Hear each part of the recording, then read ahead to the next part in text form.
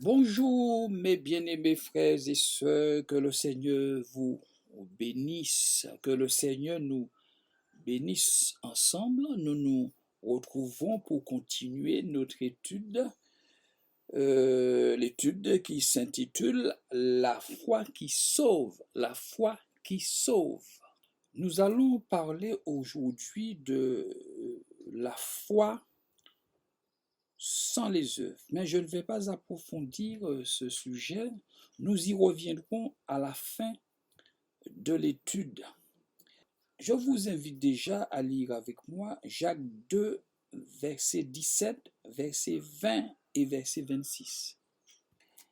Il en est ainsi de la foi, si elle n'a pas les œuvres, elle est morte en elle-même. Lisons aussi le verset 20. Veux-tu savoir, ô homme vain, que la foi sans les œuvres est inutile ou morte?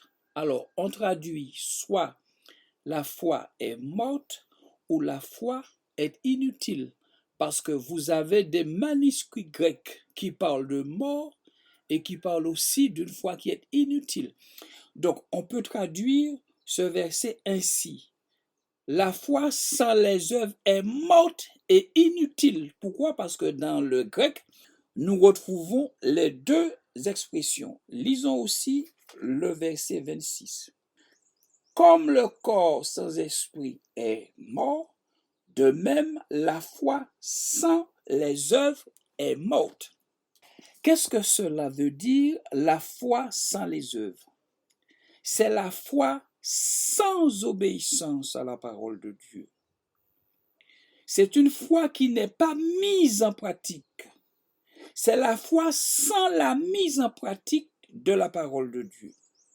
C'est l'obéissance à la parole de Dieu qui crée les œuvres, qui génère les œuvres, et nous reviendrons en détail à la fin de cette étude. Là, je ne fais que passer. Les œuvres sont produites par le moyen de l'obéissance à la parole de Dieu. Vous voyez, les œuvres sont produites par le moyen de l'obéissance à la parole de Dieu. Donc ici, Jacques nous dit, la foi sans obéissance, sans mise en pratique de la parole de Dieu est morte et inutile. La foi sans obéissance, sans mise en pratique de la parole de Dieu est morte et inutile.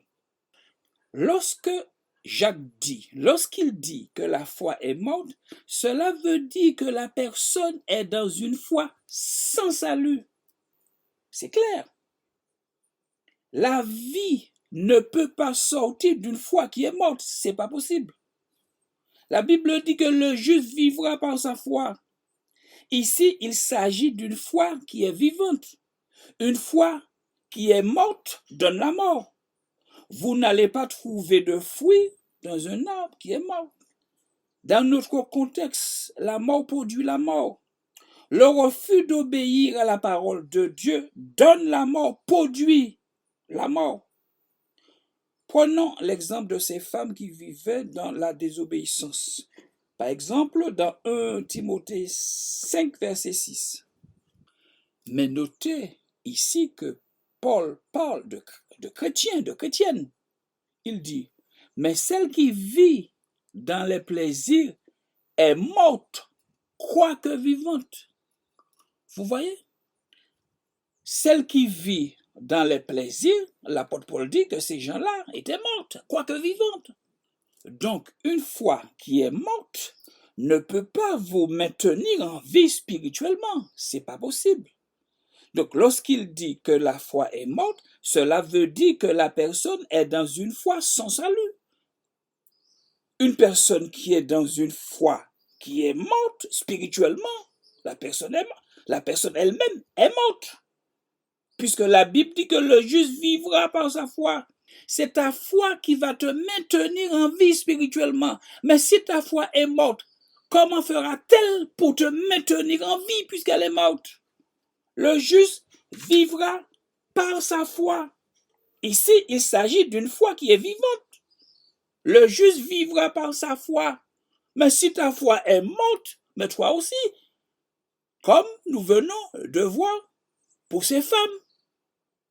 Elles étaient vivantes physiquement, mais spirituellement, Paul dit qu'elles sont mortes. Donc, on peut être vivant physiquement et mort spirituellement. Nous retrouvons aussi dans l'église de Sardes des gens qui étaient dans cette assemblée, mais qui vivaient dans une foi qui était morte. Apocalypse 3, verset 1. La lettre s'adresse à une église, pas au monde. Écrit à l'ange de l'église de Sardes. Voici ce que dit celui qui a les 7 esprits de Dieu et les 7 étoiles. Je connais tes œuvres. Je sais que tu passes pour être vivant et tu es mort. Tu passes pour être vivant, mais tu es mort. Sois vigilant et affermis le reste qui est près de mourir, car je n'ai pas trouvé tes œuvres parfaites devant mon Dieu. Rappelle-toi donc comment tu as reçu et entendu la parole. Garde-la et repens-toi. Si tu ne veilles pas, je viendrai comme un voleur, et tu ne sauras pas à quelle heure je viendrai te surprendre, etc., etc. Donc ces gens-là aussi étaient dans une foi qui était morte. Donc c'est logique. Une foi morte produit des gens morts. C'est évident, c'est logique. Donc, on peut être vivant physiquement et être mort spirituellement. Lisons Matthieu 8, verset 22. Jésus lui répondit, « Suis-moi et laisse les morts ensevelir leurs morts. » Donc, vous voyez, on peut être vivant physiquement et puis mort spirituellement. Les gens qui sont dans le monde et qui n'obéissent pas à la parole de Dieu sont considérés comme des morts. Pour certains, ils sont dans une foi sans obéissance. Ceux qui sont dans une foi pratique, dans une foi d'obéissance, sont considérés comme des êtres vivants. Lisons à ce sujet Romains 6, verset 13. Paul dit, « Ne livrez pas vos membres au péché comme des instruments d'iniquité, mais donnez-vous vous-même à Dieu, comme étant vivants de mort que vous étiez, comme étant vivants. » Donc ceux qui sont vivants, ce sont ceux qui sont dans une foi vivante. Si tu es dans une foi vivante, tu es vivant, tu es dans la vie. Lisons aussi le verset que je regarde.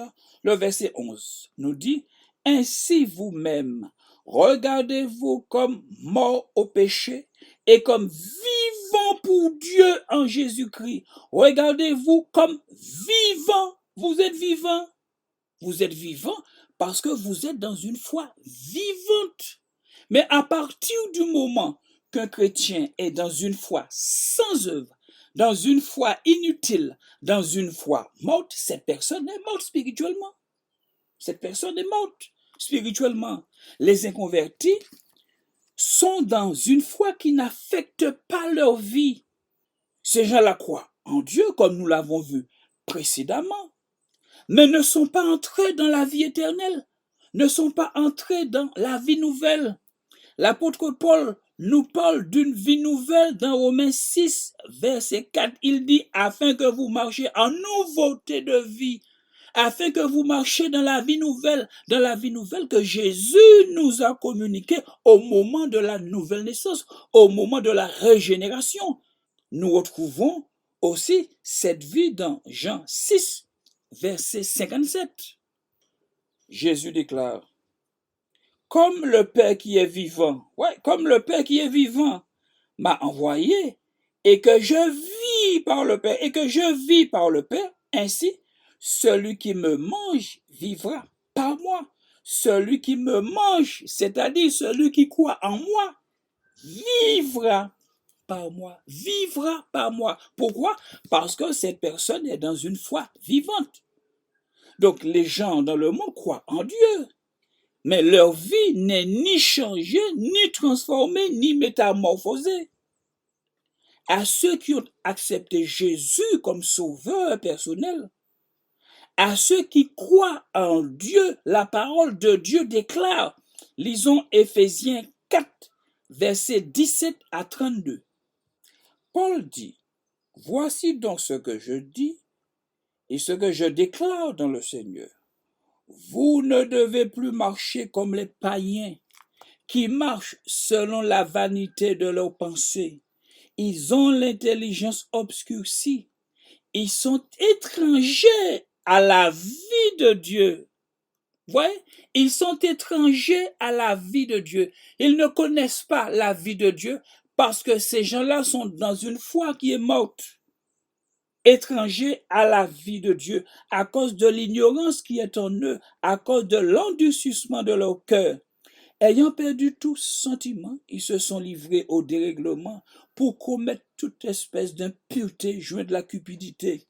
Mais vous, ce n'est pas ainsi que vous avez appris Christ, si du moins vous l'avez entendu, et si conformément à la vérité qui est en Jésus, c'est en lui que vous avez été instruits à vous dépouiller par rapport à votre vie passée du vieil homme qui se corrompt par les convoitises trompeuses, à être renouvelé dans l'esprit de votre intelligence et à revêtir l'homme nouveau, créé selon Dieu dans une justice et une sainteté que produit la vérité. Donc l'inconverti là qui n'a pas accepté Jésus, qui n'a pas donné sa vie à Jésus-Christ, ne peut pas entrer dans cette réalité spirituelle. Verset 25. C'est pourquoi renoncez au mensonge et que chacun de vous parle selon la vérité à son prochain. Car nous sommes membres les uns des autres. Si vous vous mettez en colère, ne péchez point. Que le soleil ne se couche pas sur votre colère et ne donnez pas accès au diable. Ne donnez pas accès au diable. Que celui qui dérobait, qui volait, ne dérobe plus, mais plutôt qu'il travaille en faisant de ses mains ce qui est bien pour avoir de quoi donner à celui qui est dans le besoin. Qu'il ne saute de votre bouche aucune parole mauvaise, mais s'il y a lieu quelques bonnes paroles qui servent à l'édification et communiquent une grâce à ceux qui l'entendent. N'attristez pas le Saint-Esprit de Dieu, par lequel vous avez été scellés pour le jour de la rédemption. Que toute amertume, toute animosité, toute colère, toute clameur, toute calomnie et toute espèce de méchanceté disparaissent du milieu de vous. Soyez bons les uns envers les autres, compatissants, vous pardonnant réciproquement comme Dieu vous a pardonné en Christ.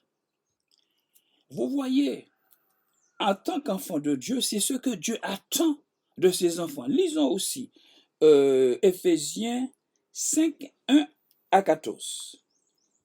Devenez donc les imitateurs de Dieu, comme des enfants bien-aimés, et marchez dans l'amour à l'exemple de Christ, qui nous a aimés et qui s'est livré lui-même à Dieu pour nous comme une offrande et un sacrifice de bonne odeur.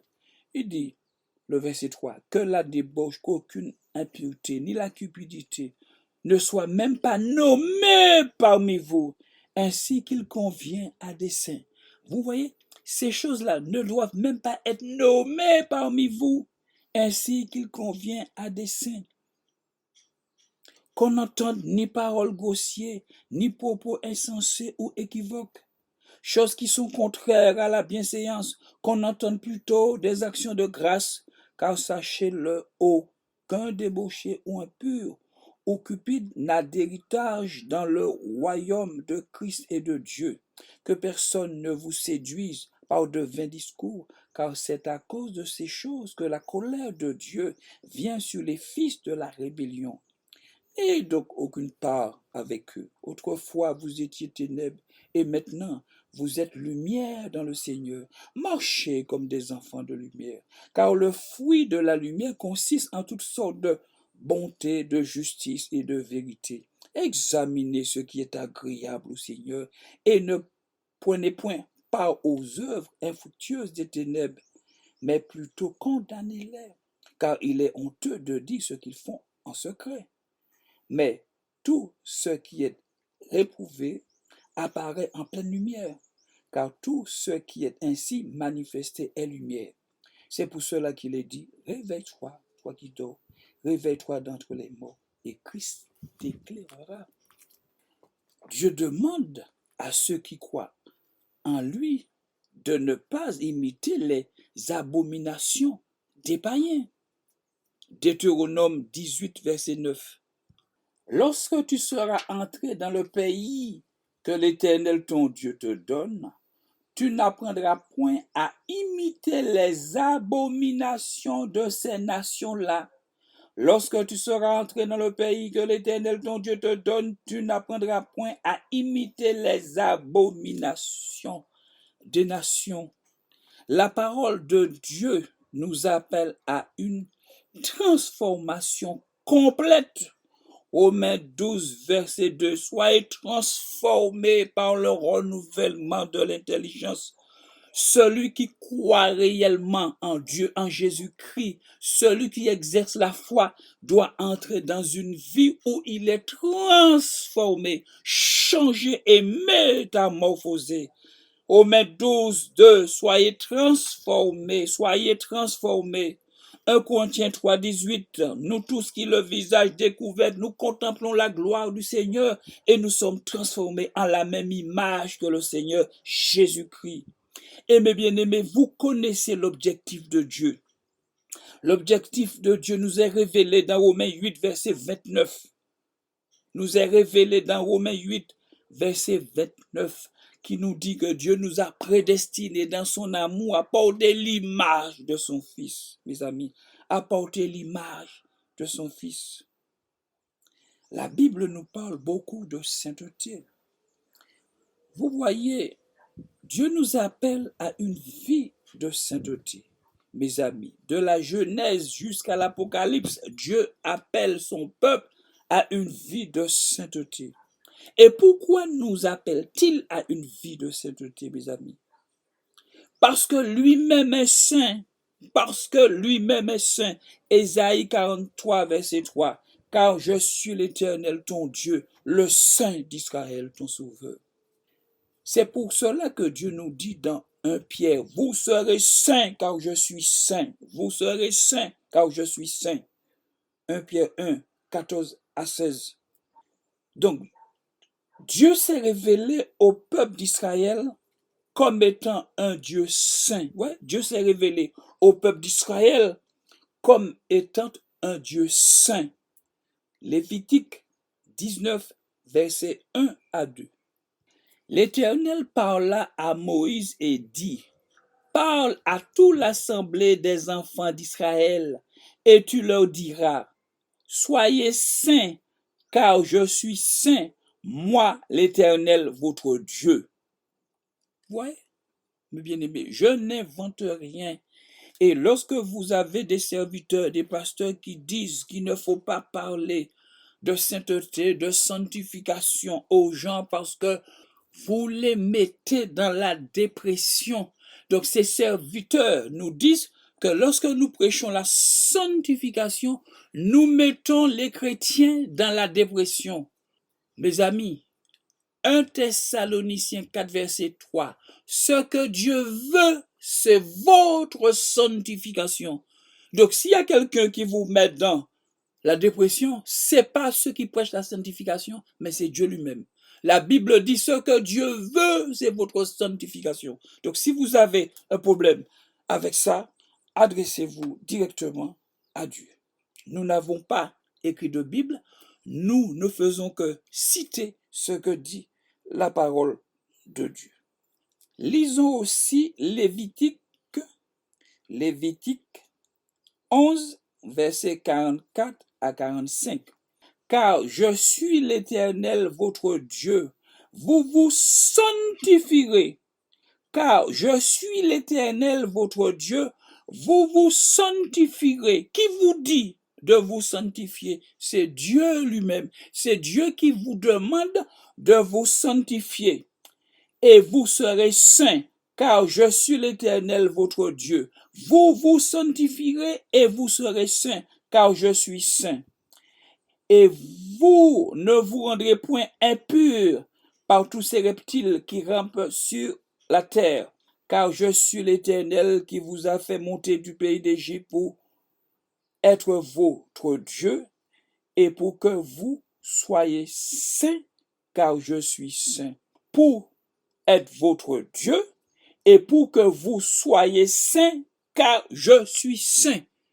Alors, mes amis, les serviteurs de Dieu qui prêchent la sanctification, nous ne faisons que dire, que répéter, enseigner ce que nous avons vu dans la parole de Dieu, mes amis. Et je connais un pasteur, effectivement, qui prêche qu'il ne faut pas prêcher la sainteté, la sanctification aux gens parce que cela les stresse. Et effectivement, dans ses messages, il dit que nous pouvons pécher, même si nous péchons, nous ne perdons pas notre salut. Il invite les gens à pécher, leur disant qu'il n'y a pas de problème. Si vous péchez, il n'y a pas de problème parce que vous ne perdez pas votre salut, parce que vous êtes dans la main de Dieu. Vous êtes dans la main de Dieu et nul ne peut vous arracher dans la main de Dieu. Mais je vous fais remarquer que celui qui est dans la main de Dieu ne vit pas dans le péché. Celui qui est dans la main sainte de Dieu et dans la main percée de Jésus. Celui qui est dans la main percée de Jésus ne vit pas dans le péché parce qu'il sait ce que Jésus a fait pour l'arracher de ce péché. Et il sait que la parole de Dieu lui dit que le péché n'a aucun pouvoir sur toi. Le péché n'a aucun pouvoir sur toi parce que la Bible dit que celui qui est en vous est plus puissant que celui qui est dans le monde. Donc, c'est pour cela que Paul nous dit dans Éphésiens 5, verset 1, soyez donc les imitateurs de Dieu, n'est-ce pas? Soyez les imitateurs de Dieu. Nous venons de lire des versets où Dieu dit qu'il est saint. Et c'est pour cela qu'il nous demande aussi de nous sanctifier. Donc, en devenant les imitateurs de Dieu, je me sanctifie, mes amis. En devenant des imitateurs de Dieu, nous devenons des saints, mais en pratique. La parole de Dieu nous désigne comme étant des saints. Éphésiens 5, verset 3. Que la débauche, ni aucune impureté, ni la cupidité ne soient même pas nommées parmi vous, ainsi qu'il convient à des saints. Ainsi qu'il convient à des saints. Lisons aussi Colossiens 3, 12.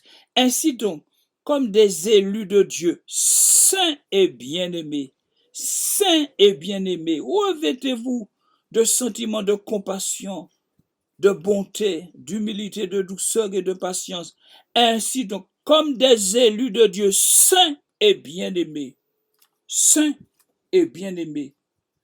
notre foi doit nous emmener dans une vie de sainteté. Notre foi doit nous emmener dans une vie de sainteté, mes amis. Colossiens 1, versets 21 à 23.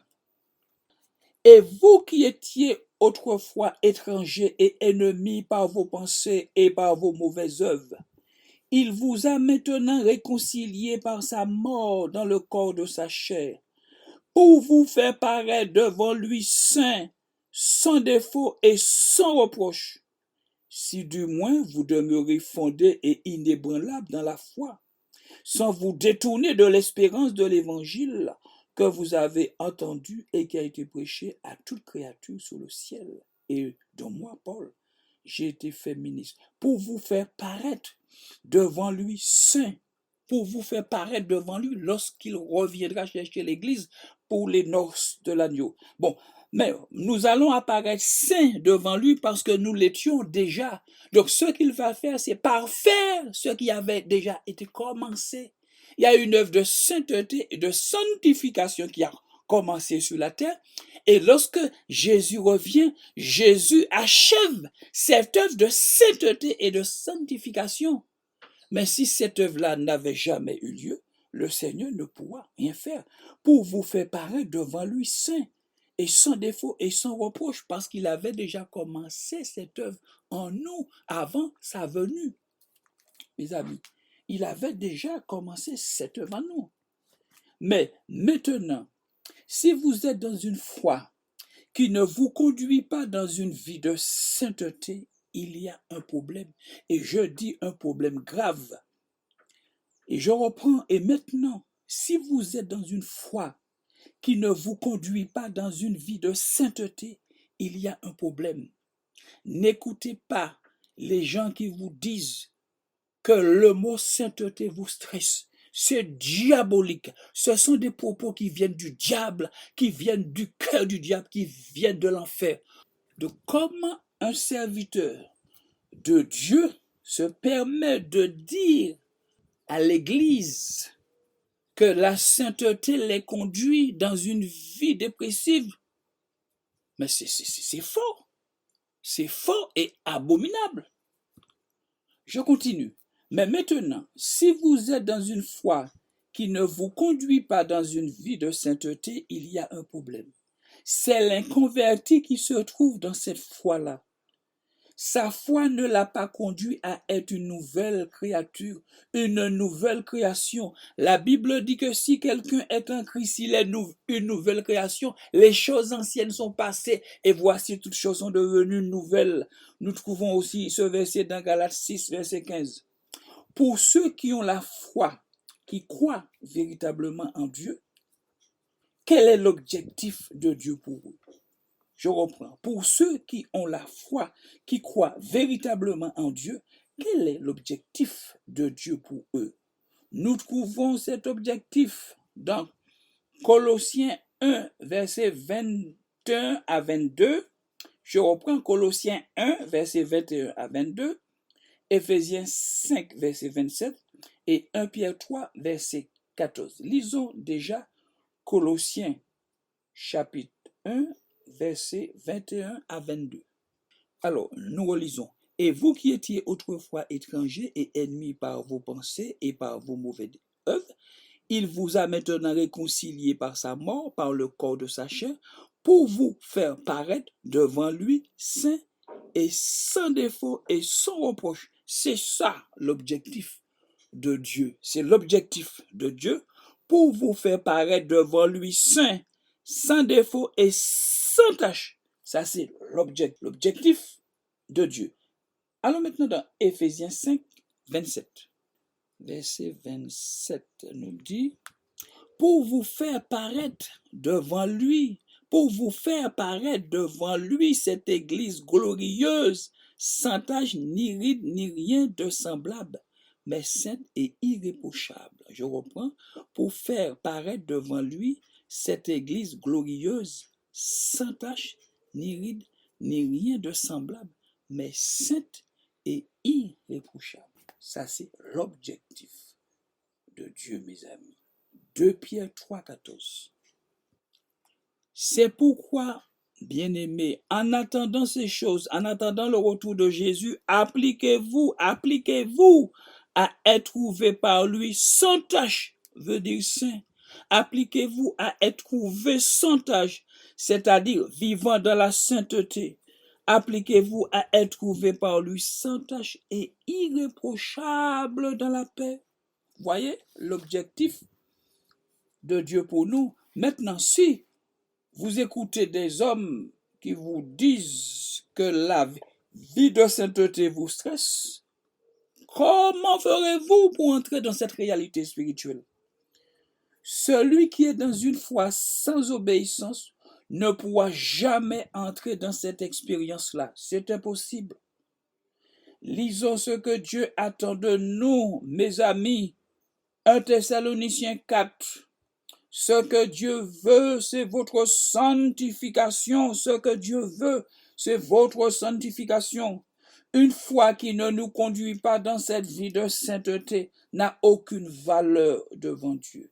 Hébreux 12, verset 14 est clair. Sans la sanctification, personne ne verra le Seigneur. Or, la Bible nous dit, sans la foi, il est impossible de lui être agréable. Hébreux 11, verset 5 à 6. Or, sans la foi, il est impossible d'être agréable à Dieu.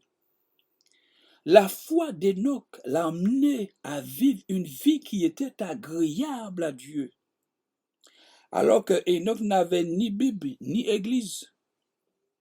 Enoch a vécu une vie dans laquelle Dieu prenait plaisir et qui réjouissait le cœur de Dieu. Et c'est pour cela qu'Enoch avait reçu ce témoignage de Dieu, car avant son enlèvement, il avait reçu le témoignage qu'il était agréable à Dieu, mes amis. Il avait reçu le témoignage qu'il était agréable, que sa vie était agréable à Dieu, qu'il était agréable à Dieu. C'est sa foi qui l'a emmené à vivre cette expérience spirituelle. Le verset 5 nous dit, c'est par la foi qu'Enoch, c'est par la foi qu'Enoch. Donc, c'est la foi d'Enoch qui l'a emmené à vivre cette vie agréable à Dieu. Pour preuve, le verset 6 nous dit, or sans la foi, il est impossible de lui être agréable. Sans la foi, c'est-à-dire sans une foi qui est vivante, sans une foi qui est vivante, il est impossible d'être agréable à Dieu. Donc celui qui est dans une foi qui est morte est désagréable à Dieu. Celui qui est dans une foi qui est morte et inutile est désagréable à Dieu. Donc c'est sa foi qui l'a conduit dans cette réalité spirituelle. Et la suite du verset est importante, car il faut que celui qui s'approche de Dieu croit que Dieu existe et qu'il est le rémunérateur, c'est-à-dire celui qui récompense, qui paie bien, qui procure des bénéfices. Donc je reprends le verset, car il faut que celui qui s'approche de Dieu croit que Dieu existe et qu'il est le rémunérateur de ceux qui le cherchent. Le verset nous dit ici, car il faut que celui qui s'approche de Dieu croit que Dieu existe. Qu'est-ce que cela veut dire? Ce verset n'appelle pas les gens à quoi? À l'existence de Dieu, puisque la lettre est adressée à une église messianique ou assemblée juive. Ce que l'auteur veut nous enseigner, c'est de croire que Dieu est ce qu'il dit qu'il est. Il faut que celui qui s'approche de Dieu croit que Dieu est ce qu'il dit qu'il est. Dieu rend aussi ce témoignage de la foi de Job. Job 1, verset 1. Il y avait dans le pays d'Uth un homme qui s'appelait Job, et cet homme était intègre et droit. Il craignait Dieu et se détournait du mal. Verset. Lisons aussi le verset 6. Or, les fils de Dieu vinrent un jour se présenter devant l'Éternel, et Satan vint aussi au milieu d'eux. L'Éternel dit à Satan, d'où viens-tu? Et Satan répondit à l'Éternel de parcourir la terre et de m'y promener. L'Éternel dit à Satan, as-tu remarqué mon serviteur Job? Il n'y a personne comme lui sur la terre. C'est un homme intègre et droit, craignant Dieu et se détournant mal. Et Satan répondit à l'Éternel, est-ce d'une manière désintéressée que Job craint Dieu? Ne l'as-tu pas protégé, ni lui, ni sa maison, etc. Donc le diable lui-même reconnaît que Job était un homme saint, que Job était un homme intègre parce qu'il n'a pas démenti Dieu. Job était un saint. Bon, maintenant, Dieu va permettre à Job de passer un moment difficile, mes bien-aimés. Pourquoi? C'était pour perfectionner sa foi. C'était pour permettre à Job d'entrer dans une nouvelle dimension spirituelle avec lui. C'était quelque chose de positif, mais pas négatif. Dieu a aussi rendu témoignage de David. Acte 13, verset 22. Nous lisons, puis l'ayant rejeté, il le suscita pour roi David, auquel il a rendu ce témoignage. Notez que c'est Dieu qui rend ce témoignage, c'est pas l'homme. J'ai trouvé David, fils d'Isaïe, homme selon mon cœur, qui accomplira toutes mes volontés. En parlant de David, la Bible parle du chant agréable à Dieu. Vous trouvez cela dans 2 Samuel 23, verset 1. Dieu prenait David comme référence, comme modèle auprès des autres. Vous trouvez cela dans 1 Roi 14, verset 8. Dieu parle de David comme l'homme selon son cœur. C'est là où notre foi doit nous conduire, mes amis, lorsque Dieu parle de nous, il doit aussi parler d'hommes et de femmes selon son cœur. Ta foi doit t'emmener dans cette dimension-là. Si ta foi ne t'emmène pas dans cette dimension-là, c'est une foi qui est morte et inutile.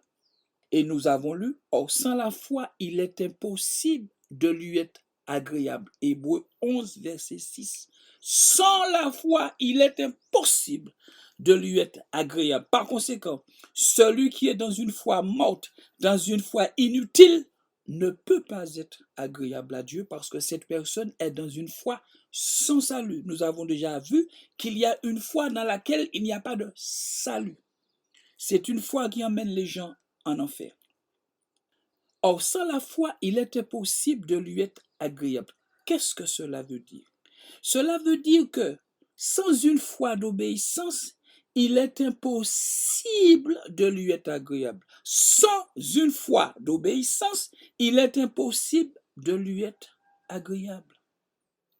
Sans faire la volonté de Dieu, on ne peut pas être agréable à Dieu si l'on ne fait pas la volonté de Dieu. C'est ce que la Bible nous dit dans Matthieu 7, verset 21, dans Jean 7, verset 17. Et souvenez-vous de 1 Thessaloniciens 4, verset 3, ce que Dieu veut. Si nous ne faisons pas ce que Dieu veut, nous ne pouvons pas être dans une foi qui soit agréable à Dieu. Mais bien aimé, ce n'est pas possible. Sans une mise en pratique, sans une foi mise en pratique, il est impossible de lui être agréable. Sans une foi mise en œuvre, il est impossible de lui être agréable. Sans une foi, sans recherche de sanctification, il est impossible de lui être agréable. Sans une foi avec amour pour Dieu, il est impossible de lui être agréable. Sans une foi avec piété, avec respect pour Dieu, il est impossible de lui être agréable.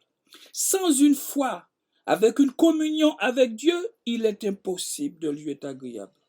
Sans une foi avec rejet du péché et haine du péché, il est impossible de lui être agréable.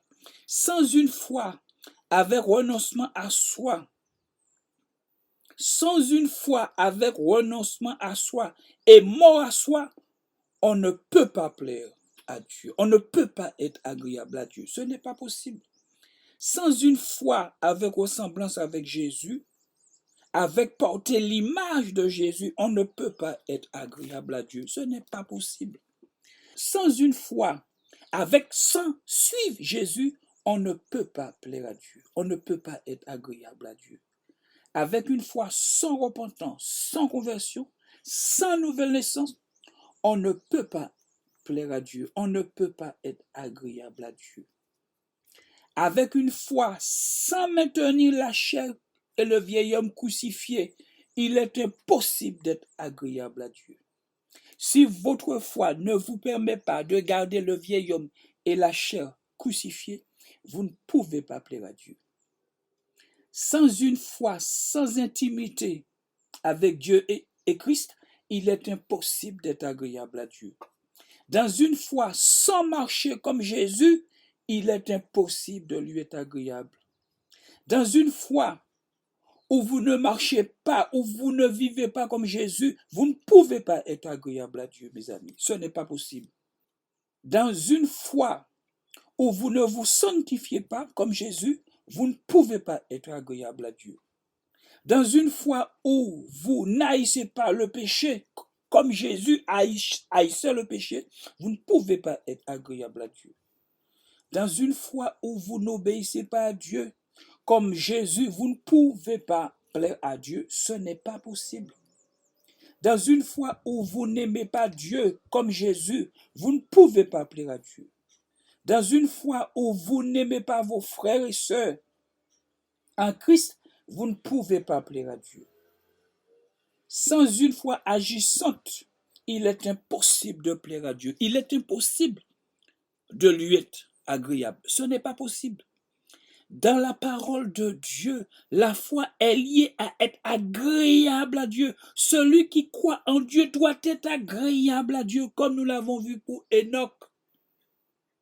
Et qu'est-ce que cela veut dire, être agréable à Dieu? Le prophète Ésaïe nous donne la réponse. Lisons dans Ésaïe 62, versets 4 à 5.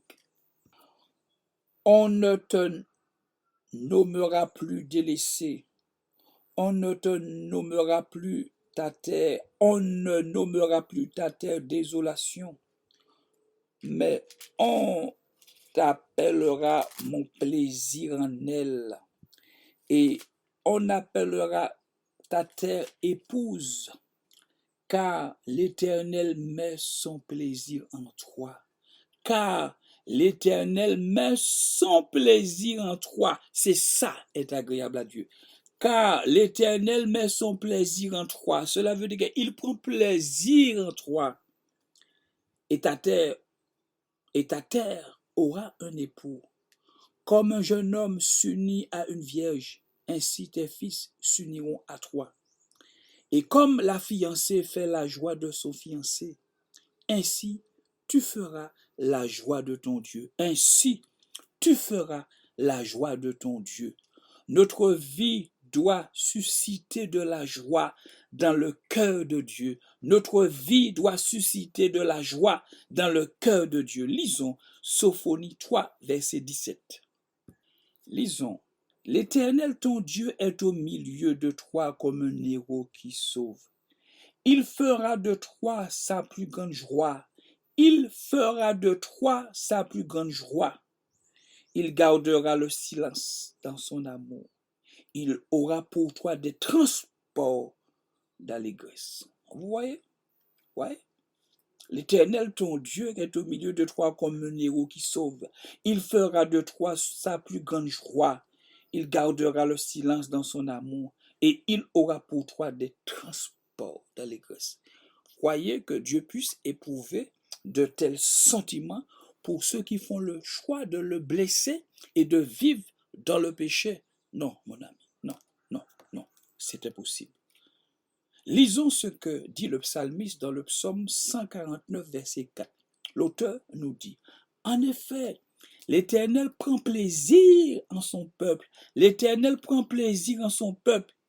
Il accorde aux humbles le salut pour pâture. L'Éternel prend plaisir en son peuple. Que tu devras te poser, est-ce que l'Éternel prend plaisir en toi? Est-ce que l'Éternel prend plaisir dans ta vie? Lisons aussi Ésaïe 65, verset 19. Je ferai de Jérusalem mon allégresse et de mon peuple ma joie. Ouais. Je ferai de Jérusalem mon allégresse et de mon peuple ma joie. Ouais, l'objectif de Dieu, elle est claire, mes amis. Le psaume 37, verset 23.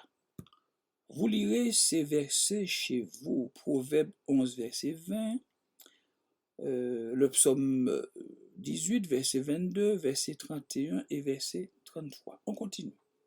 Nous avons lu dans ces versets le mot agréable. Que signifie le mot agréable? Le mot agréable signifie qui fait plaisir à quelqu'un, qui fait plaisir à quelqu'un, qui réjouit le cœur de quelqu'un, qui procure un sentiment de plaisir, qui procure un sentiment de satisfaction, avec qui on a plaisir à se retrouver, qui donne du plaisir. Fin de citation. Comment voulez-vous que quelqu'un qui vive dans la désobéissance puisse apporter de tels sentiments à Dieu? C'est pas possible. Ce n'est pas possible. En parlant de Jésus, la Bible déclare, « Voici mon serviteur que j'ai choisi, mon bien-aimé en qui mon âme a pris plaisir. » Mon bien-aimé en qui mon âme a pris plaisir, en qui mon âme prend plaisir. Dieu dit que son âme prenait du plaisir en Jésus. Jésus procurait du plaisir au Père. Lisons aussi Ésaïe 42, verset 1. Voici mon serviteur que je soutiendrai, mon élu en qui mon âme prend plaisir. Mon élu, en qui mon âme prend plaisir. Donc, pose-toi la question. Est-ce que Dieu prend plaisir en toi? Est-ce que Dieu prend plaisir en toi? C'est là où ta foi doit t'emmener. C'est là où ta foi doit t'emmener. Une foi qui ne t'emmène pas dans cette réalité-là n'est pas la foi qui sauve. N'est pas la foi qui sauve. Dans la parole de Dieu, la foi est liée à être agréable à Dieu, mes bien-aimés. Il faut qu'on comprenne cela. Dans la parole de Dieu, la foi est liée à être agréable à Dieu. Si tu n'es pas agréable à Dieu, tu es dans une foi qu'il n'y a pas de salut. Tu es dans une foi qui n'a pas de salut.